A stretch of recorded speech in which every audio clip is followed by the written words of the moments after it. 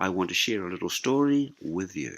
It basically started with Paradise Rising in 1980. That in 1979, this time 36 years ago, I had just convened a gathering at my flat in St Mary's Bay, Auckland, where a number of my friends came together to assist in the creating of a holistic, educational, ecological, metaphysical and spiritual magazine that was eventually called Paradise Rising, to share these nascent ideas and aspirations with the world at a time when personal computers had not even been invented, and on the front page we had Aotearoa New Zealand lifting off to a higher level of being, and on the back cover was a picture of our planet with the caption, "Support your local planet." As you can see, our planet Mother Earth is the important focal point, and thus the necessity to support our great sustainer with its then 4 billion human inhabitants. Then in 1990, a handbook and manual for the crew of Spaceship Earth was published, linking all of humanity to our planet being an actual spaceship. But not only that, all of humanity are unquestionably crew, and the urgency is to remember our role in this lifetime as we are crucial to the future of the mission. But more so that our planet is also a mothership, thus bringing the Gaia hypothesis to the New Zealand public in a metaphorical format, that our planet is a colossal superorganism and that Mother Earth, Papatūānuku, is in fact a reality, and that the ancient Greeks understood this, but history, for whatever reason, has erased her story. That we, each one of us, are the jewels of creation, and that we are omnipotent seeds of Mother Earth, that we are all interconnected, and our time is now.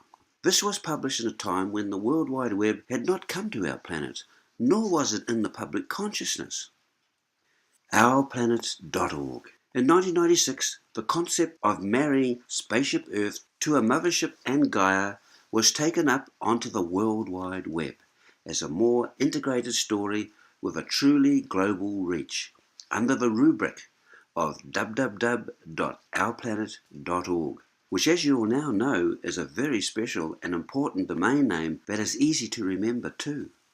This website extended the previous ideas, and that our living planet was nested in a universe that was alive, and hinting at it being holographic and morphogenetic. It was one of the first HTML-coded websites that was put up as an art piece, and in the first few days of its launch, it won a number of unofficial prizes for its content and originality.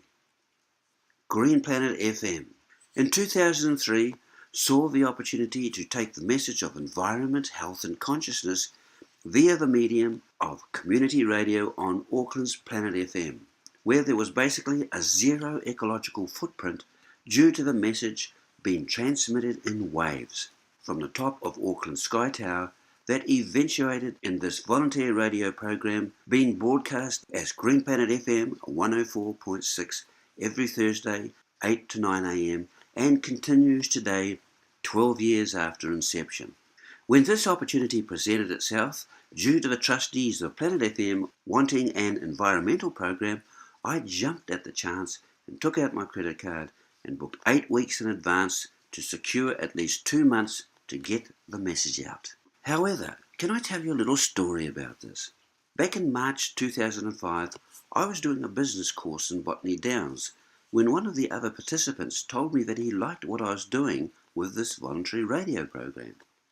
When one day he surprised me when he said that his brother was the editor of the Epoch Times, an international newspaper, and that he would like to give me a free advertisement so as to support me to share my message in what is an extremely competitive market that's totally dominated by commercial stations. Then one morning at class, he brought in that week's latest Epoch Times. It was March 21st to April the 3rd, 2005, and gave me a free newspaper with a lovely colour advertisement in it that I was very grateful for, and I thanked him accordingly.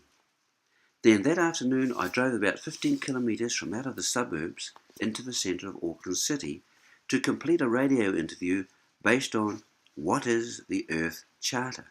Driving around I finally found a parking space and was walking up to the station, through the car park when a newspaper blew across my path and came to a standstill directly in front of my feet. Stopping, I looked down at this paper, and to my utter shock, I was looking directly down at that same Green Planet FM advertisement that had just been published in that week's Epoch Times.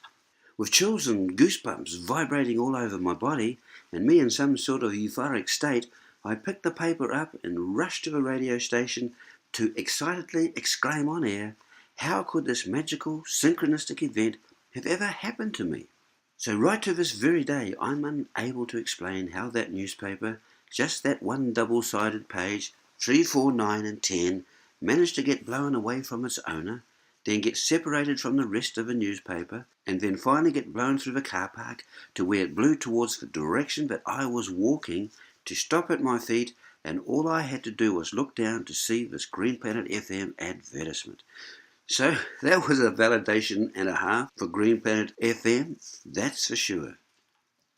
And to quickly follow up on this, in 2006 I registered the name greenplanetfm.com.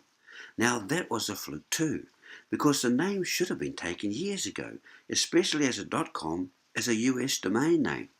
However, with something like 8,000 radio stations and millions of radio programs, no one on the North American continent thought to register greenplanetfm.com. So that too was another validation that I was somehow or other on the right path. Podcast on the web. In January 2009, I saw the broadcasts go on the web with a podcast and blog under the name of www.greenplanetfm.com, where today there are now over 300 interviews and write-ups that can be readily downloaded or streamed of the many unique scientists, professionals, practitioners, and those consciously living by example, the ways of sustainability and holistic change. 2015 and today. The aim now is to put the written word as well as the audio broadcasts, including video, into one comprehensive ourplanet.org and greenplanetfm.com platform, to make it an Aotearoan, New Zealand and Southern Hemispherical flag website that is a conscious communication platform that is community-oriented, grassroots, holistic, sustainable and wholesome. So what's coming to the new website? The website is going to be right out there as a leader and a site to go to for New Zealanders, but increasingly for our planetary kin and global family. We have numerous cards to play, and we are positioning New Zealand as the last country to be colonialised, and also the closest largest country to the international dateline. We are first to see the sun. Yes, that's right, New Zealand sees tomorrow first.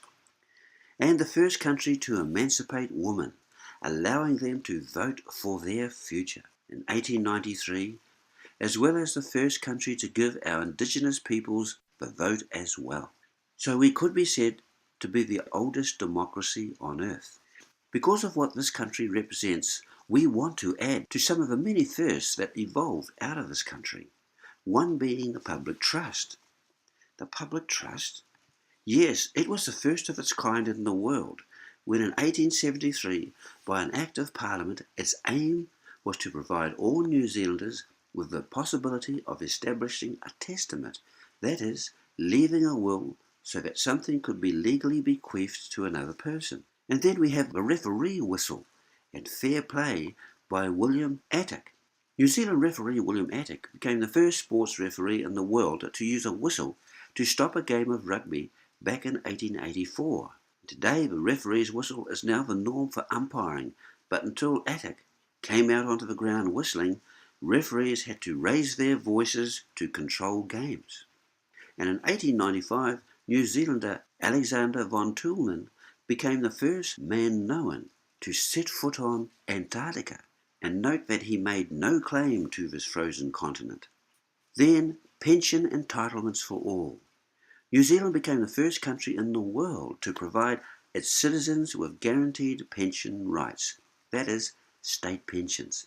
It did this in an historic Act of Parliament in 1898, which became the basis for pension entitlements throughout the world. Labour Day. New Zealand was the first country in the world to introduce the 8-hour working day, Labour Day, which celebrates this event when it became a public holiday in 1899. But there were other notable New Zealand world firsts. First powered flight by man. Yes, that's correct. A flying Kiwi.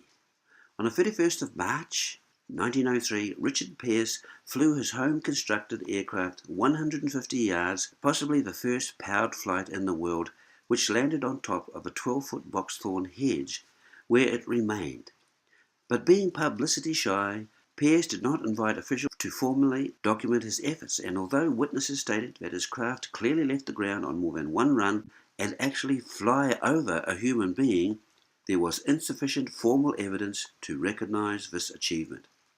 And New Zealand had the first countryman to split the atom, being Ernest Rutherford, who in 1917 looked into the hidden subatomic world. And Albert Einstein described Rutherford as the man who tunnelled into the very material of God. And the first trans-global radio transmission to London, 18th October 1924, from a family sheep station in Shag Valley, East Otago. Amateur radio operator Frank Bell sent a groundbreaking Morse code transmission, and it was received and replied to by London-based amateur operator Cecil Goyder.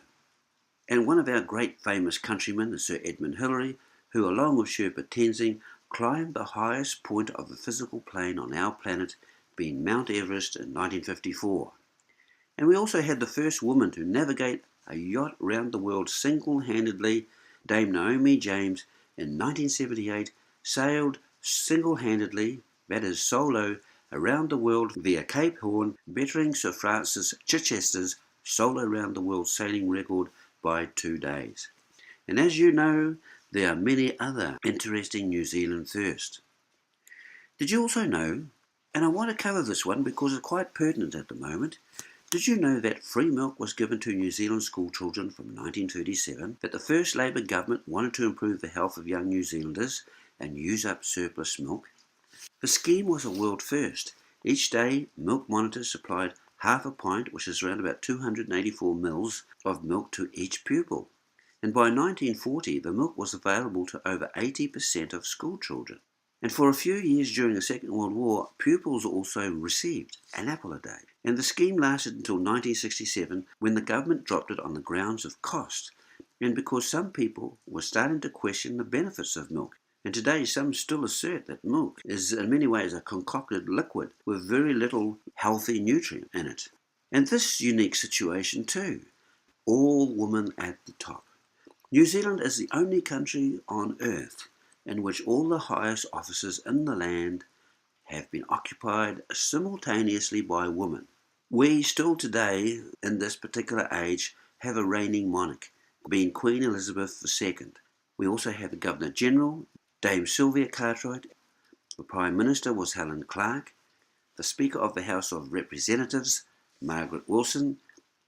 Chief Justice, Dame Sian Elias. All were in office between March 2005 and August 2006. As well as New Zealand's largest listed company, Telecom New Zealand, they had a woman, Teresa Gattung, CEO at that time too. So women have been able to take their place in the pantheon of leadership in this country, and in 1999, our first transgender MP.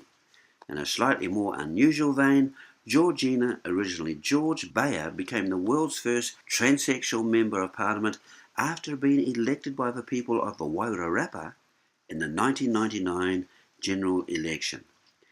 So we can say that this little country called Aotearoa, New Zealand, has achieved some remarkable firsts in its very short history, and we wish to encourage you to play a part in shaping our destiny and supporting this new venture here at ourplanet.org, where you may be able to become an important participator in this new New Zealand renaissance.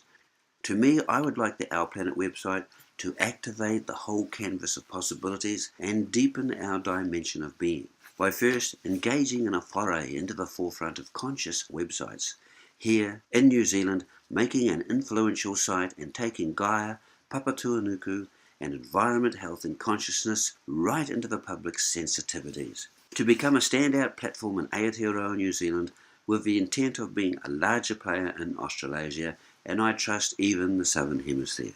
Naturally, this will embrace the microcosm to the macrocosm, including everything within the biosphere, from local to global community, to holistic understandings and the empowerment of the individual and to the awakening of the collective, especially focusing on our children and grandchildren, our tamariki and mokopuna, and our co-created future. Yet can I tell you a little more about what has been the drivers for me to continue to look at education and knowledge as a way forward from both a local to a planetary perspective. Where once, due to our isolation here in New Zealand, we had huge logistical challenges, and now the web today can turn everything around at virtually no cost.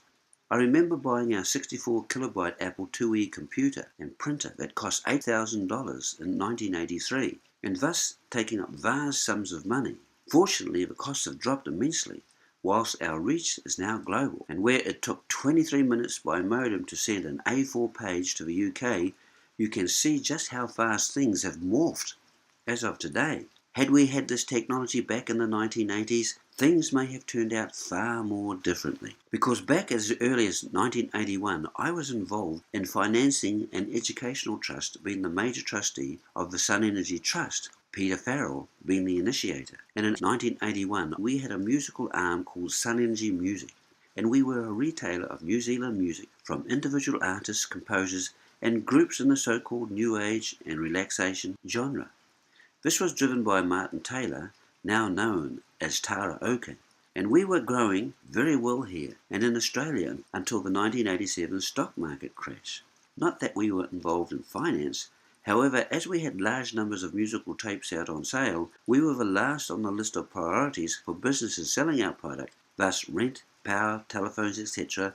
were the priority, and payments just fell away, and we ended up phasing out of business. However, we were keen to use music as a means of communication with people who wanted to find peace, to play when healing and doing massage, as well as soft background music in any situation. The fact that this was not successful did not deter us from continuing other options. One of these was the publishing of the alternative map called A Guide to Alternative Centres in Nuclear-Free New Zealand. Thinking globally, acting locally. This was a fold-out map of New Zealand, covering the North Island, Te Ika o Maui, and the South Island, Te Waipuanamu. We wanted to share what was happening in the so-called emerging paradigm in the many alternative groups and practitioners across our whole nation when, with Michael Fleck and Jay Shapiro, we put out a detailed map of alternative and residential communities, health food shops, organic farming, spiritual centres, green groups, environmental retreats, centres, women's groups, etc. throughout New Zealand. Covering the whole of New Zealand, we were very keen to seed multi-layers of holistic connection and be the catalyst for a more conscious and connected country. However, it too was an energy-intense labour of love, and we were not able to carry this forward, whereas today, with the web and a donation for each group or organisation, it would be far more economical, whilst at the same time connecting to a vast outreach across the country. And one of my favourites was the Global Meditation of 1986, December the 31st, called The World Instant of Communication.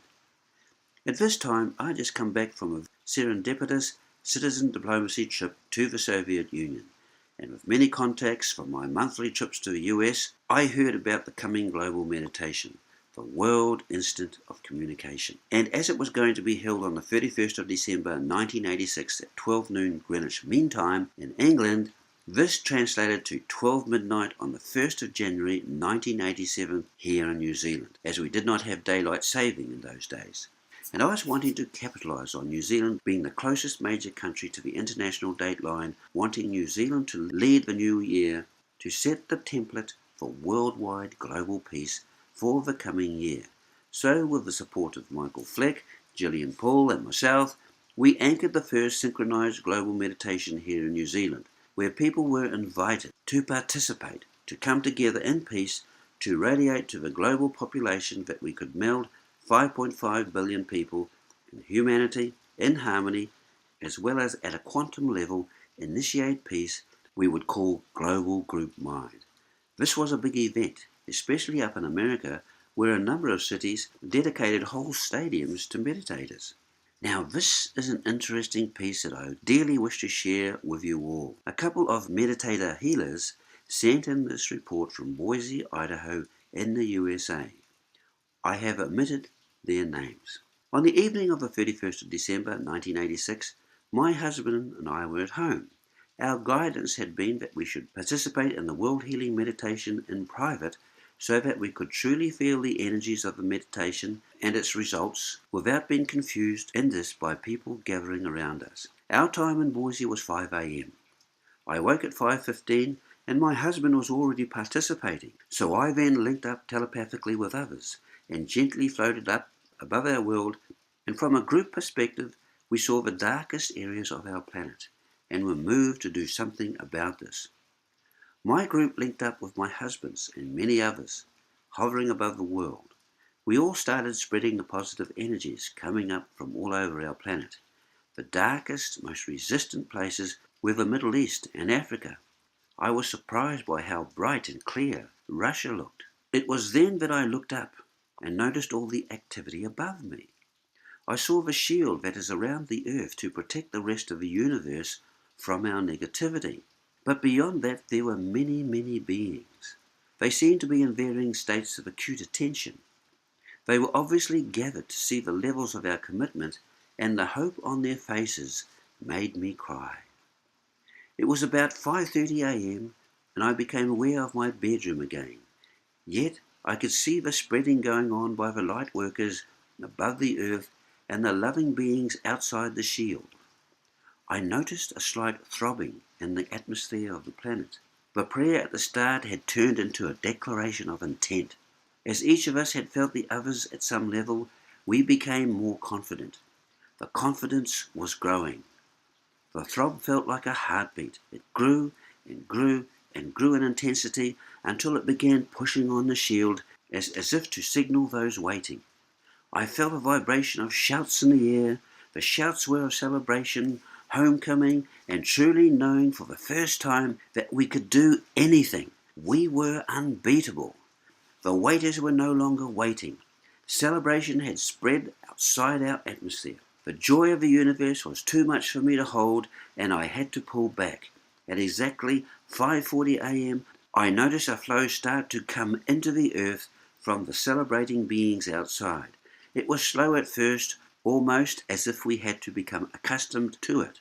But by 5:50 a.m., it was a flood, flowing equally all over the world and equally into each of us. I realized that we did not have to convince the universe of our sincerity and commitment, but ourselves. Help was always there for us. All we had to do was unite and ask. That flow is still coming to our planet. Our helpers are still here. We have begun. Naturally, this was shared by photocopying among my friends, and this meditation was continued, and we drove it hard for the next 3 years in New Zealand. But, for reasons unknown, we could not increase the uptake, and by 1993 I was living in Australia, and I clearly remember doing my meditation under a tree out in the bush in northern New South Wales, wondering, was I the only one doing this in Australasia? Wondering, how would we be able to continue this? Yet, in 3 years in South Africa, Nelson Mandela was freed, apartheid was abolished, the Berlin Wall came down in Germany, Eastern Europe was emancipated, and the Soviet Union was dismantled. Imagine, truly imagine if we had all continued this wonderful meditation, and truly imagined what could have happened if we had all committed to a change of heart and invoked Global Group Mind to bless our entire planet and her peoples into a sphere of light and love and peace.